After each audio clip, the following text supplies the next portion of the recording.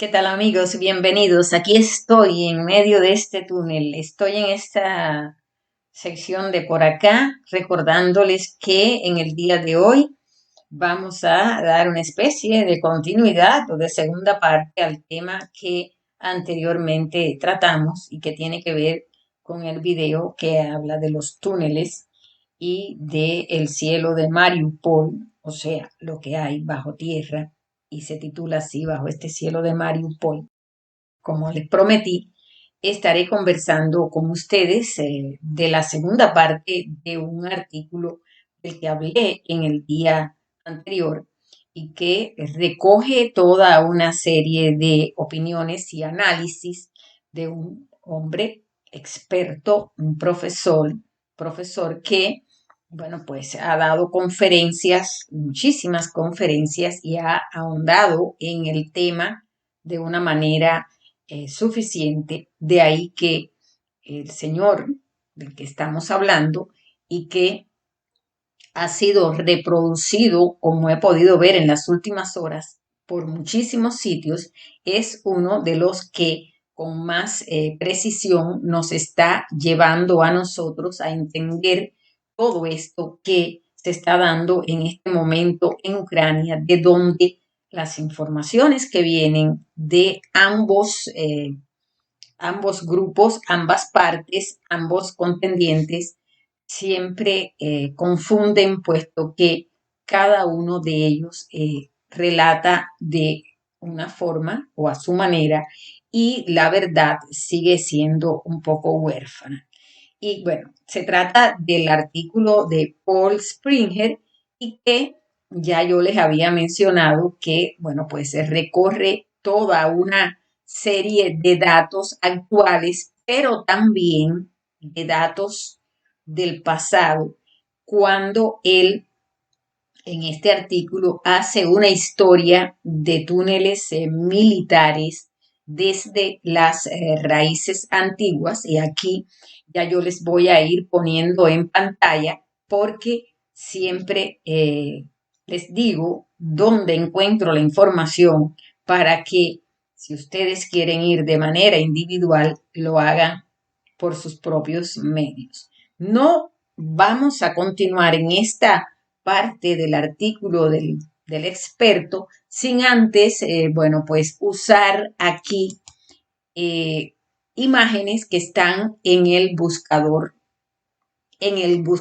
principal, en el de siempre, en el que, bueno, forma parte de este gran gigante que tiene este buscador y también tiene otro muy fuerte, muy potente en el área en la parte de YouTube, que es precisamente esta en la que está.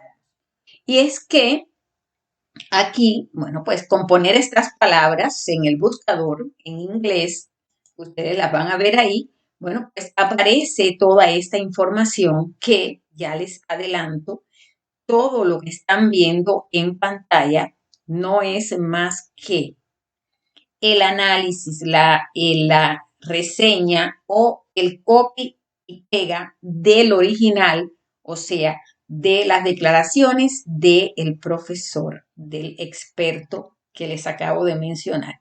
Ya yo fui pasando por todas estas que han sido publicadas hace 4 días, hace 5, bueno, ya ustedes las van a ver, esto lo estamos grabando lo estamos grabando el mismo día sábado, pero está saliendo el día de hoy, porque bueno, el sábado se hizo la primera parte, se grabó la segunda y también esta que es la tercera. O sea que ya cuando ustedes abran en el buscador, en el momento en que yo se los estoy mostrando, posiblemente haya más sitios que hayan utilizado la historia del profesor para, bueno, pues divulgarla. De igual manera, quiero también mostrarles esto que está aquí en el buscador de siempre. Yo no ni tan siquiera les estoy diciendo que vayan a los buscadores donde no hay tantas restricciones. El que está ahí y el que, bueno, pues en ocasiones pone shadow ban por encima de muchas historias y es muy difícil encontrarlas, pero bueno, este es aquel donde cualquiera de ustedes puede llegar de manera directa, cualquiera de ustedes puede llegar sin dar muchos rodeos. Y ahí tienen las mismas historias, o sea, toda la historia de los subterráneos, comenzando por el de Ucrania y de otros túneles desde la época pasada, han sido reseñados en distintos medios y bueno, pues generalmente es la historia que tenemos. Sin embargo, cuando vamos acá a la historia de los videos en el buscador en el que estamos, en el buscador de esta plataforma, pues entonces acá tenemos otros trabajos, otras historias y todas son de hace un tiempo. Aún, bueno, pues no se atribuye ninguna de las historias que tenemos en YouTube a lo que hizo o a lo que ha dicho este experto que ha hablado del tema. Y entonces, bueno, pues vamos entonces de nuevo a venir hasta acá, hasta la historia de túneles militares, y es que este experto se recuerda que el uso de túneles y cámaras subterráneas en tiempos de conflicto no es nuevo. Él habla de que esto se ha usado desde hace milenios y que las antiguas fuerzas de asedio utilizaron operaciones de excavación de túneles como un medio para debilitar posiciones que de otro modo estarían bien fortificadas. Por lo general, eso requería que los ingenieros construyeran pasajes largos debajo de las paredes u otros obstáculos. El colapso del túnel debilitó la fortificación. Si se realiza en el momento oportuno, un asalto realizado inmediatamente después de la brecha podría conducir a un asalto exitoso de la posición defendida. Según el experto, uno de los primeros ejemplos de esa técnica está representado en las tallas antiguas correspondientes a los asirios, o sea, miles de años, mientras algunos atacantes suben escaleras para asaltar los muros de una ciudad egipcia, se puede ver a otros cavando por los cimientos de los muros para poder entrar. Según él, bueno, él hace un análisis de cómo los ejércitos romanos también, bueno, pues hicieron estos tipos de túneles y habla de cómo ingenieros europeos en la Edad Media, bueno, pues también se vieron inmersos en esta situación, construyeron los castillos para evitar que se les construyeran, que les hicieran túneles los castillos sobre cimientos de lecho de roca, haciendo que, bueno, pues esto hacía imposible que se cavaran túneles por debajo para entrar a los castillos. Recuerden que en la Edad Media, pues se hicieron muchos castillos y se convertían en zonas inexpugnables. También en este artículo, él habla de que en otros siglos, después de la Edad Media en adelante, hasta que se llegó a los siglos posteriores, esto también fue utilizado y se encontraron mejores formas de romper piedras, de poder abrir espacios para cavar. Él dice que a mediados del siglo XIX los avances en la minería y la construcción de túneles llevaron a un resurgimiento de los enfoques subterráneos de la guerra. Y habla, esto es muy importante, de la guerra de Crimea en 1850, en esa década, que los atacantes británicos y franceses intentaron hacer un túnel debajo de las fortificaciones rusas en la batalla de Sebastopol. 10 años más tarde, Ulises Grant, ya saben, pertenece a Estados Unidos, fue uno de los que ocupó la máxima responsabilidad de los ejércitos durante su presidencia, porque bueno, fue comandante en jefe, por decirlo de alguna manera, autorizó un intento de hacer un túnel bajo las defensas confederadas en el sitio de Petersburg, en Virginia. Y en ambos casos se colocaron grandes depósitos de pólvora en cámaras creadas mediante la excavación de túneles bajo posiciones clave y se detonaron en coordinación con un asalto de infantería. Después, bueno, pues él habla, este experto, de los túneles en la era del poderío aéreo. Y esto es importante porque en la medida en que se incentiva, que se avanza, que se adquieren mayores experiencias en la construcción de naves aéreas, pues entonces la necesidad de volver a irse por bajo tierra para que desde el cielo no los puedan detectar y para que las bombas cuando caigan no puedan afectar, pues resurge con mayor interés esta historia de, bueno, pues irse debajo de la tierra. De ahí que este experto habla de todo lo que tuvo que ver con la forma de hacer túneles en la Primera Guerra Mundial. Él hace toda una explicación durante la Primera Guerra Mundial y, bueno, cómo en varias zonas se construyeron extensas redes de túneles y pone el caso de las tropas japonesas en las áreas ocupadas del Pacífico. Igualmente habla de los asaltos anfibios en lugares como Filipinas y Iwo Jima y cómo las fuerzas estadounidenses y aliadas tuvieron que lidiar con un laberinto de redes de túneles japonesas. Bueno, también habla de las redes de túneles del Vietcong, o sea, Vietnam.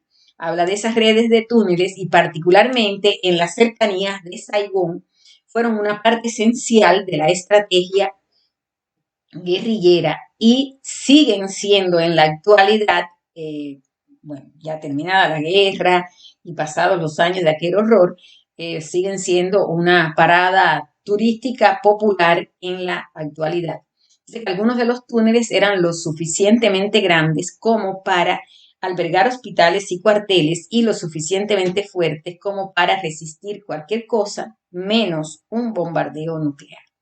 Bueno, también habla de los combatientes vietnamitas que también facilitaron los ataques de golpe y fuga. Y esto, bueno, pues para esto se encargaron las ratas de túnel especializadas, los soldados estadounidenses que se aventuraban en los túneles armados con un cuchillo y una pistola se volvieron expertos en navegar por las redes de túneles, pero no pudieron ser entrenados en número suficiente para negar el valor de los sistemas de túneles.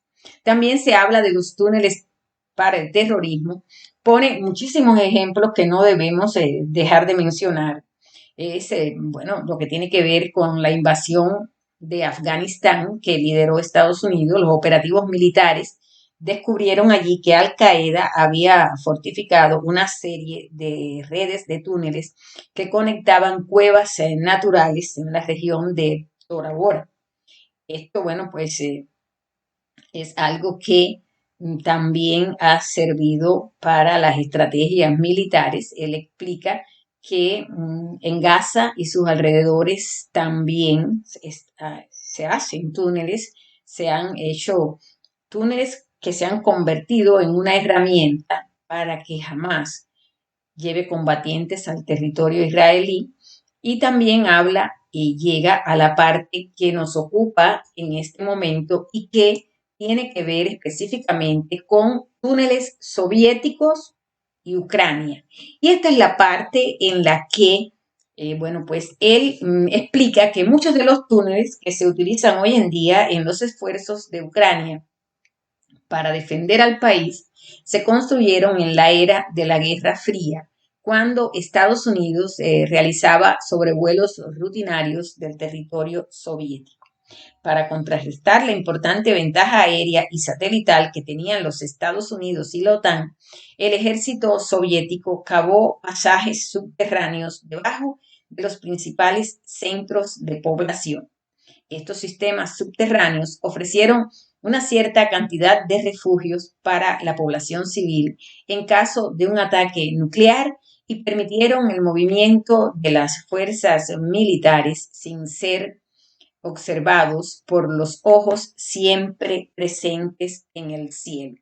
Estos mismos túneles sirven para conectar, y miren aquí, para conectar gran parte de la infraestructura industrial en Mariupol en la actualidad y se han convertido en un activo importante para las fuerzas ucranianas superadas en número. Otras ciudades ucranianas tienen sistemas similares. Algunos datan de siglos atrás, por ejemplo, Odesa. Otro puerto clave del Mar Negro tiene una red de catacumbas que se extiende a lo largo de 2.500 kilómetros. Comenzó como parte de un esfuerzo minero de piedra caliza y hasta la fecha no hay un mapa documentado de la extensión total de los túneles. En el caso de un asalto ruso a Odesa, el conocimiento local de los pasajes subterráneos podría resultar un activo extremadamente valioso para los defensores. El hecho de que se hayan identificado más de 1.000 entradas a las catacumbas seguramente debería hacer que los atacantes rusos se detuvieran antes de comenzar cualquier ataque a la ciudad, al igual que los túneles debajo de una acería en Mariupol obligaron a Putin a reconsiderar los planes para asaltar las instalaciones. Vamos aquí un momento a esta parte. No hay un mapa documentado y vamos a ver lo que dice el sitio que ellos usan. Aquí tienen de enlace, no hay un mapa documentado. Estas imágenes, bueno, pues están ahí, pero como bien ya ellos se explican, no hay mapa que nos pueda poner en una idea de cuántos túneles hay en la zona de Odesa. Pero como ya saben que siempre me gusta ir al buscador para que después no digan que nosotros andamos de las teorías de la conspiración, que lo que estamos es hablando sin sentido o que tal vez vamos acá al buscador de Google, a este al que todos acuden, al que te pone por orden de búsquedas y aquí, bueno, pues en el buscador tenemos cuando ponemos túneles subterráneos en Ucrania, pues nos aparece este artículo que también está en inglés, que yo, bueno, pues aquí se lo voy a dejar en inglés, ahora les voy a poner el traductor, es un sitio atlasoscura.com, donde descubre 6 sitios subterráneos inusuales en Ucrania. Esto es lo que está a la vista de todos. Lógicamente, aquí va mencionando en un distrito, en la zona de Kiev, el túnel del amor, en Klevan, y viene aquí a Odesa, y aquí lógicamente nos habla de las catacumbas de Odesa, que bueno, pues cuando usted le da clic lo trae a este lugar. Son imágenes que, bueno, pues describen la zona donde no hay mapas, no hay áreas que las describan como debe ser, como debe existir, pero hasta ahora no están publicados, no están al acceso de ningún lugar. Y aquí explica que en Odesa, cuando la línea de agua de alguien se rompe repentinamente o una casa se asienta de manera extraña o una mascota de la familia desaparece, no es raro que la gente maldiga sobre esas malditas catacumbas. Y dice este artículo, no se engañen porque debajo de sus casas, ellos no están engañados cuando dicen eso, y es que porque debajo de sus casas corren unos 2.500 kilómetros de catacumbas talladas en la piedra caliza sobre la que está construida la ciudad. Para tener una idea de cuántos sistemas de túneles son realmente, hay solo 2.138 kilómetros desde Odesa hasta París. Y bueno, aquí habla de las primeras catacumbas en Odesa. Ellos dicen que es difícil de determinarlas, ya que todas se ampliaron en una fecha posterior, pero es probable que se remonten al siglo XVII, sino antes. Sin embargo, las catacumbas comenzaron a crecer verdaderamente hasta alcanzar una forma asombrosa como de laberinto a principios del siglo XIX, cuando la piedra caliza extraída de ellas se usó para construir una gran parte de la ciudad. Las catacumbas de Odesa se convirtieron rápidamente en el escondite preferido de rebeldes, criminales y excéntricos. Durante la Segunda Guerra Mundial, aunque los soviéticos se vieron obligados a abandonar la ciudad, dejaron atrás decenas de grupos rebeldes ucranianos organizados por los soviéticos escondidos debajo de la ciudad en las catacumbas expansivas. Y escondidos en las catacumbas durante hasta 13 meses, literalmente debajo de las narices y los pies de los nazis, los rebeldes esperaron la oportunidad de atacar o transmitir información. Allí abajo esos hombres y mujeres jugaban ajedrez, damas, cocinaban y escuchaban la radio soviética, generalmente tratando de hacer una vida normal debajo de la superficie de la ciudad. Trataron de ignorar la desnutrición y la malaria que aquejaba a muchos de ellos. Muchos de los grupos partisanos vivieron en las catacumbas durante todo el resto de la guerra y en ocasiones los grupos partisanos incluso lograron volar las instalaciones alemanas. Mientras tanto, los fascistas alemanes y rumanos eligieron salidas aleatorias de las catacumbas y las sellaron, con la esperanza de atrapar a los hombres debajo de la ciudad. Y ocasionalmente arrojaron botes de gas venenoso a las catacumbas con la esperanza de expulsar a los rebeldes soviéticos. Una vez que terminó la guerra, las catacumbas se convirtieron en el hogar de numerosos grupos criminales y de contrabando que ampliaron y crearon nuevos sistemas de túneles propios. En 1961 se creó el Club Search, encabezado por Konstantin Pronin del Museo Paleontológico de Osu, y se convirtió en la primera unidad oficial de exploración de catacumbas destinada a explorarlas y ayudar a documentar la historia del movimiento partidista. Hoy en día existe toda una subcultura ucraniana de explotadores de catacumbas con docenas de grupos semiprofesionales, a menudo bastante competitivos, que exploran las catacumbas. Realizan caminatas subterráneas de varios días, conocidas como expediciones, para documentar y mapear el sistema. Si alguien se pierde en las catacumbas, como sucede cada 2 años, estos grupos dejan de lado las diferencias y organizan grandes expediciones de búsqueda. Han rescatado a varios niños que vagaban por las catacumbas.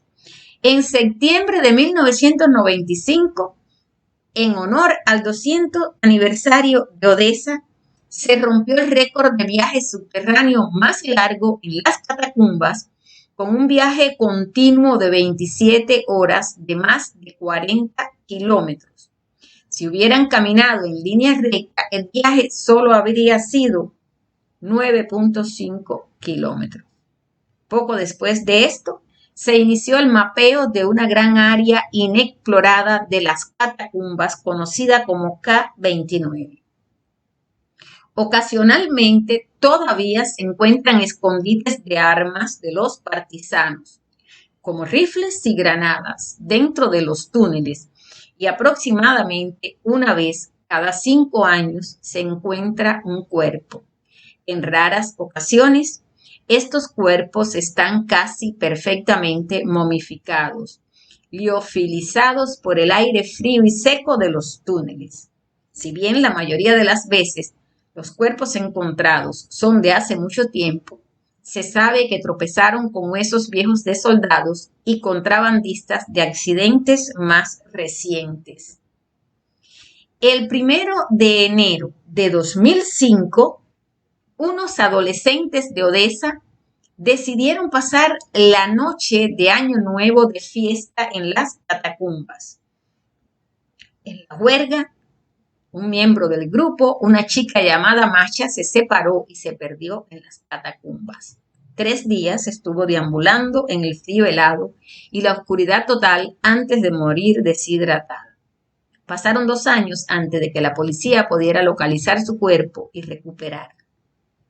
Y bien, ingresar a las catacumbas no es ilegal, solo hay una pequeña porción de las catacumbas que está oficialmente abierta al público, y esto se puede ver en el Museo de la Gloria Partisana en Nerovaiskoye, al norte de Odessa.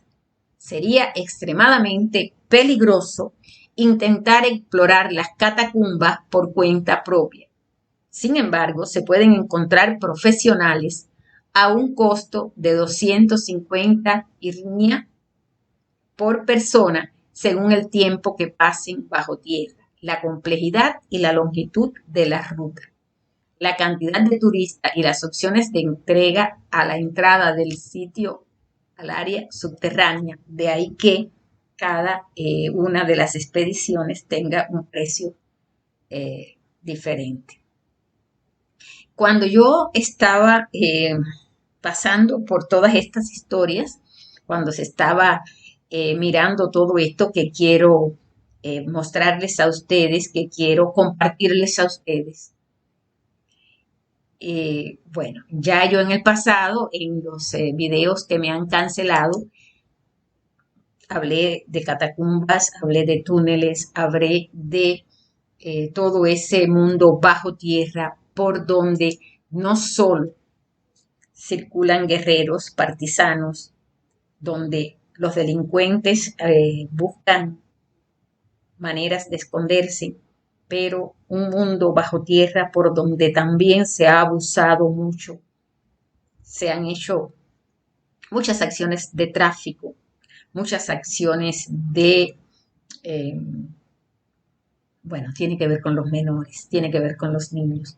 Por eso, cada vez que asisto a estas informaciones y recuerdo cómo he leído en redes alternativas toda esta historia en este país y aquello que tiene que ver con los pequeñines, con las redes de tráfico humano, pero también de cuestiones sexuales con los menores. Sigo sintiendo un escalofrío y un regusto espantoso, porque cada vez que se ha hablado de esto nos han atacado a los que hemos hablado o a los que hemos de una manera o de otra compartido estas informaciones. Bueno, pues hemos sido, seguimos siendo, porque esto no ha terminado, perseguidos y catalogados de conspirólogos y qué sé yo de cuántas cosas.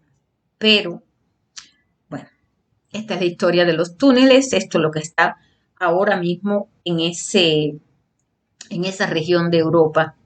Y bueno, pues están saliendo datos, reportes, solo nos toca analizarlos, solo nos toca, bueno, pues mirar y pensar, porque todo esto, si dejamos que siga pasando, si permitimos que nos impongan una serie de conceptos que pudieran parecer nuevos, pero que no son más que volver a la noria y darle con lo mismo, entonces, bueno, pues no hemos avanzado. Esto, destapar todo esto es tarea grande de los humanos, porque nos toca a nosotros ir por la luz, ir por la libertad y sobre todo que se sepa la verdad. Amigos, con esto, bueno, pues estos 3 videos que tienen que ver con túneles y demás, pero sigo diciéndoles que el buscador principal está ahí al alcance de todos y que lo que no pueden alcanzar por algunas vías o lo que no le pueden mostrar a ustedes aquellos que se encargan de ayudar a los demás a transitar por los caminos del conocimiento. Bueno, ya ustedes saben, el buscador van analizando y ahí poco a poco las historias van apareciendo. Así que comparte y envíale el enlace de este video a tus contactos, porque entre más conozcamos la historia, entre mejor entendamos esto que está pasando, más enérgicos y más puros y realistas podemos ser a la hora de exigir por el futuro, por la libertad, por la paz.